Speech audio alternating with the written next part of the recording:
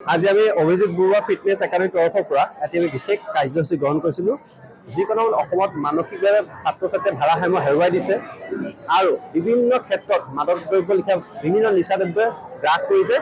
এই স্থানত আমি কি কৰিম, সেইকাৰণে আমি হেল্থ ইজ ৱেল এটা পেকেটত আমি খাদ্য সম্ভাৰ যোগাৰ কৰিছোঁ আৰু আমাৰ আনটো প্ৰকাৰে শিলিখা, আমলখি, যিবোৰ আমাৰ কচু, ঢেকীয়া শাক যিবোৰ আমি খাবলৈ ছাত্ৰ ছাত্ৰীক আহ্বান জনাইছোঁ।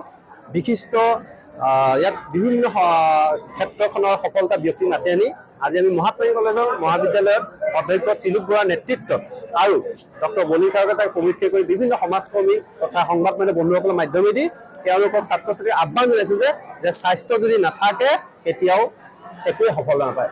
যদি আমি শৰীৰ থাকিলে IPSও হ'ব, IASও হ'ব, বিভিন্ন ক্ৰীড়াবিদ জন্ম ল'ব, সাহিত্যবিদ জন্ম ল'ব আৰু বিভিন্ন ক্ষেত্ৰত সংবাদকৰ্মী জন্ম ল'ব। কিন্তু যদি স্বাস্থ্যই নাথাকে সেইকাৰণে ড্ৰাগছৰ যি উপদ্ৰৱ বাঢ়িছে তাক প্ৰশমন কৰিবৰ কাৰণে, তাক অৰ্থাৎ নাশ কৰিবৰ কাৰণে আমি এটা যাত্ৰা আৰম্ভ কৰিছোঁ। সকলো অসমবাসী ৰাইজক আহ্বান কৰিছোঁ যাতে যদি জাতি জীয়াই ৰাখিব লাগে প্ৰথম স্বাস্থ্য থাকিব লাগিব আৰু স্বাস্থ্যৰ সেই ভাৱটো আমাৰ হৃদয়ত ছাত্ৰ ছাত্ৰীৰ ভাগত আহিব লাগিব।